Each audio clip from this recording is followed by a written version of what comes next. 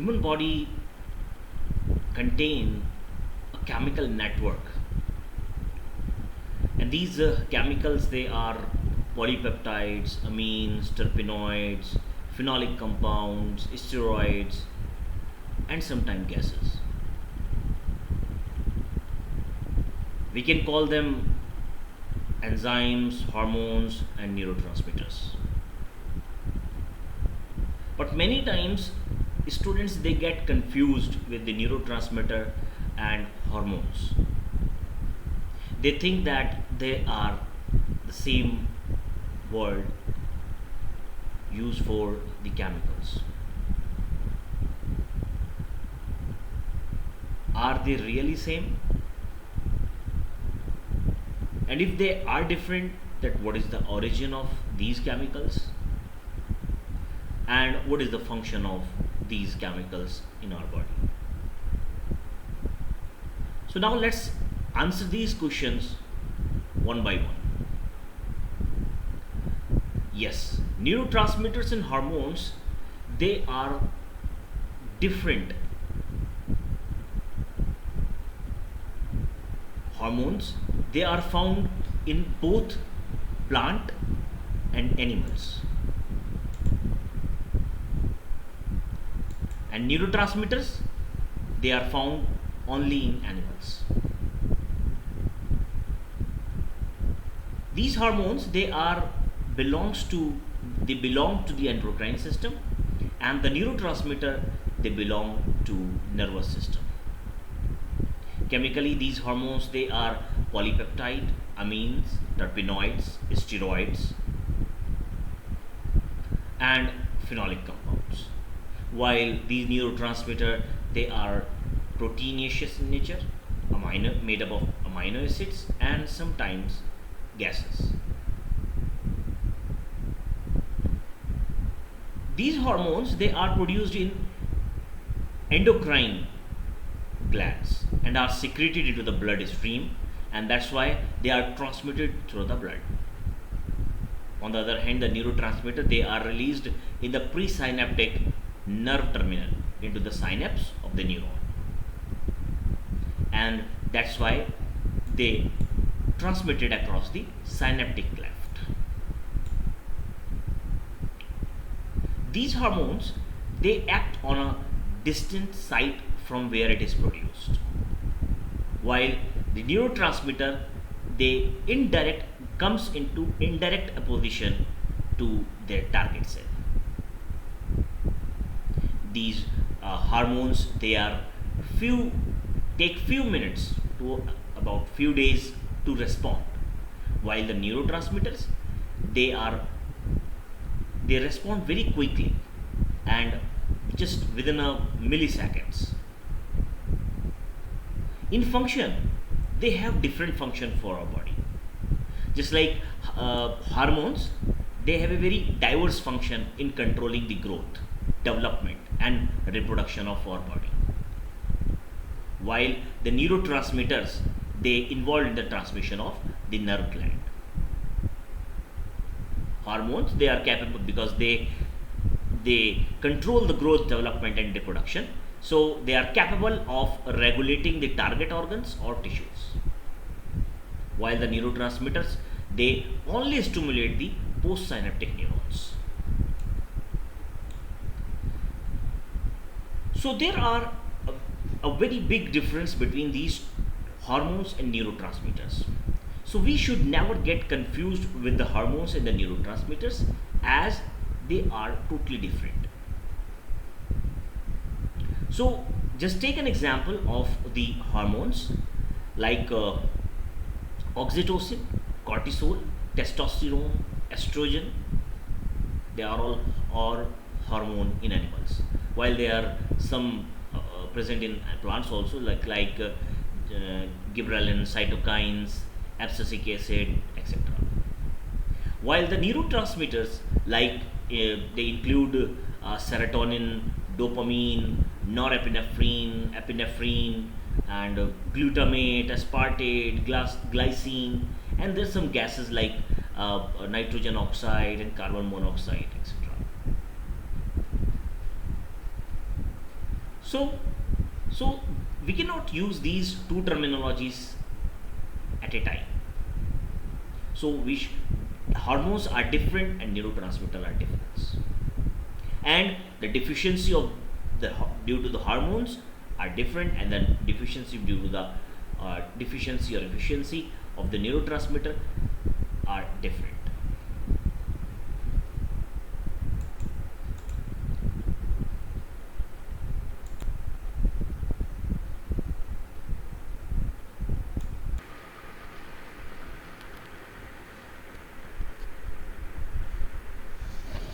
Now let's talk about the hormones.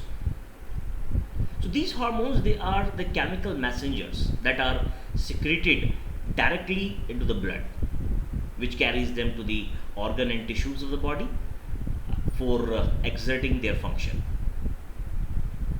There are many types of hormones that act on different aspect of body to perform different functions and process, like development, as we discussed in the previous slide, that the development and growth, metabolism of food items, sexual functions and reproductive growth and health, cognitive functions and mood, and maintenance of the body temperature and thirst.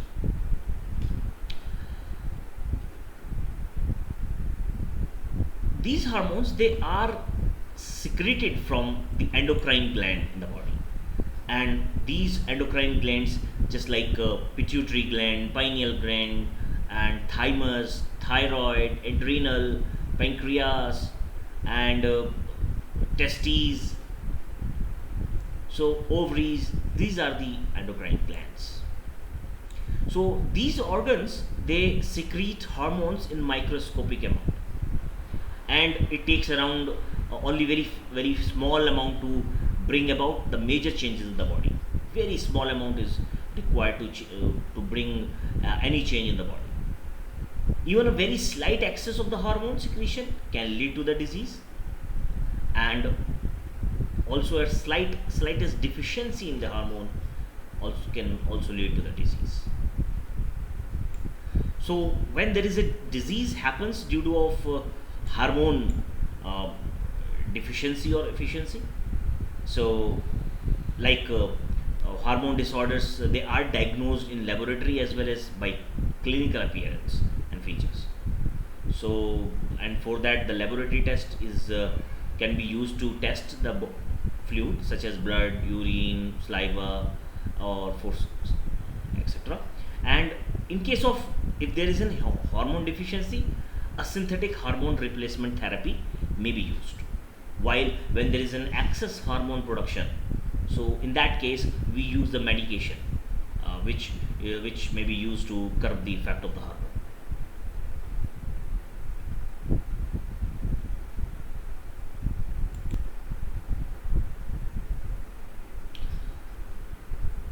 Now let's talk about the neurotransmitters. These neurotransmitters, they are the substance which neuron use to communicate with one another and with their target tissue in the process of the synaptic transmission, and that is why they are known as the neurotransmission. They are synthesized in and released from the nerve ending into the synaptic cleft, and from there these neurotransmitters, they bind to the receptor proteins in the cellular membrane of the target tissues. These target tissues which are bind with these neurotransmitters, they may get excited, they may get inhibited, or they may get functionally modified. So there are three situations when a neurotransmitter bind to the receptor protein, right? So of the target tissue. So these target tissue, they get excited, they may get inhibited, and they may functionally get modified in some or other way. So now, after the excitation and inhibition or the functionally modified in way, there are 40 neurotransmitters in the human nervous system, and some of the most important are like acetylcholine, norepinephrine, dopamine, gamma aminobutyric acid, GABA, that is GABA, and glutamate, serotonin, and histamine.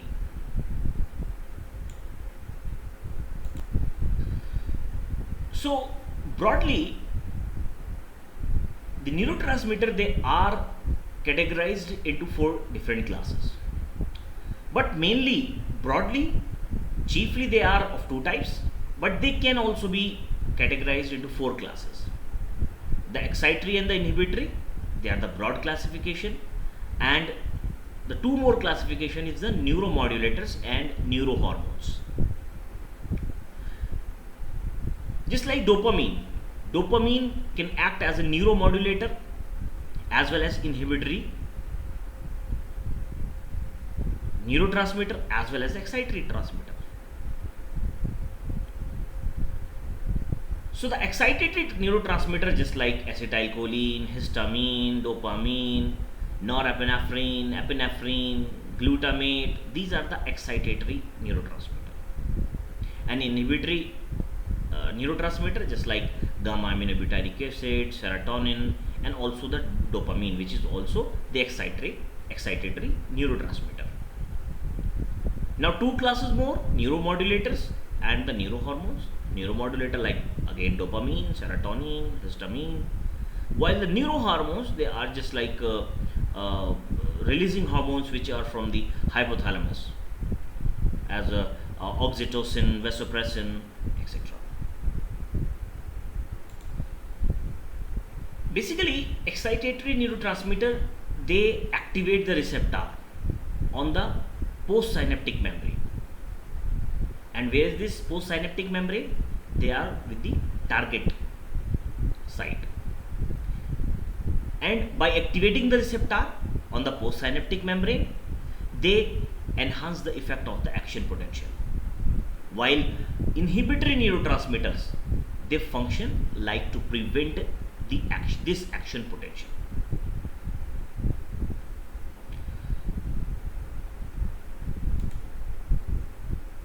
So just take an example of the dopamine. Dopamine is a neurotransmitter which is secreted by the neurons of the substantia nigra. And this neurotransmitter is considered a special type of the neurotransmitter because it affects are both excitatory as well as inhibitory. And this excitatory and inhibitory effect, it depend on the type of the receptor on which this dopamine is binding. This dopamine, if there is a deficiency of the dopamine, that cause the destruction of the substantia nigra, and that leads to the Parkinson disease.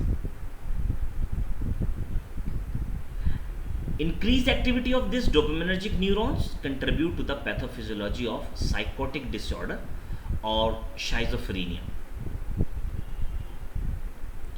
Drug and alcohol abuse can temporarily increase dopamine level in the blood, and that lead to confusion and inability to focus.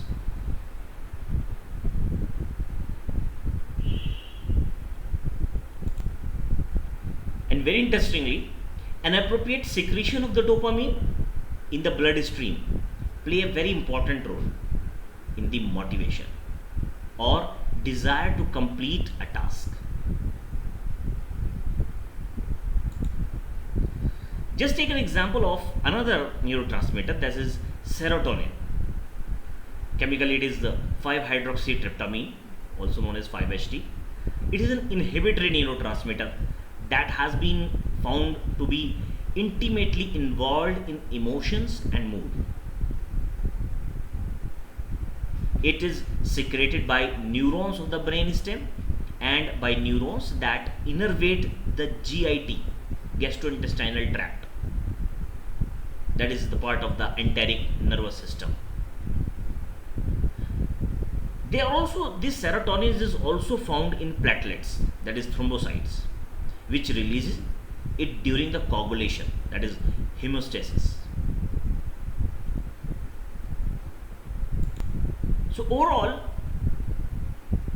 the serotonin, it regulates the body temperature, the perception of pain, emotions, and also the sleep cycle.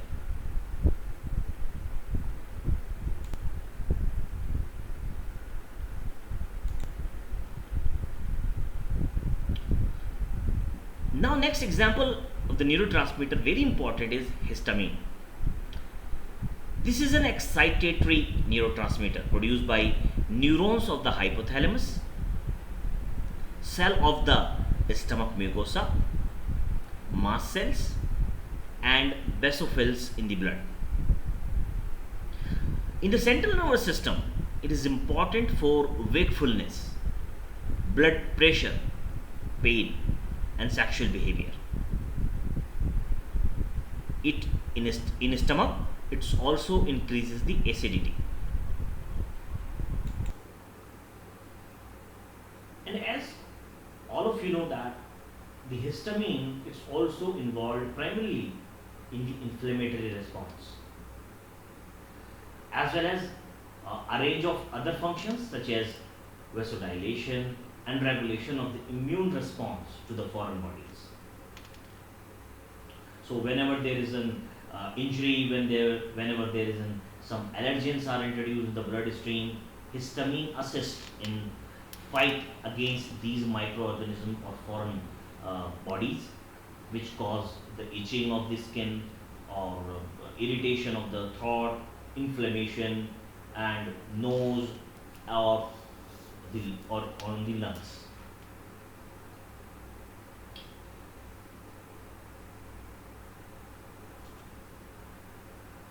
So this is all about very basic about the neurotransmitters and some hormones. So now, after this, we will discuss about that based on this histamine, when there is a deficiency, or when there is a deficiency, or there is a high amount of the histamine is released. So, what disease occurs and what are the treatment for that diseases? That means we are talking about the antihistaminic drugs. So, in the next class, we will study about the antihistaminic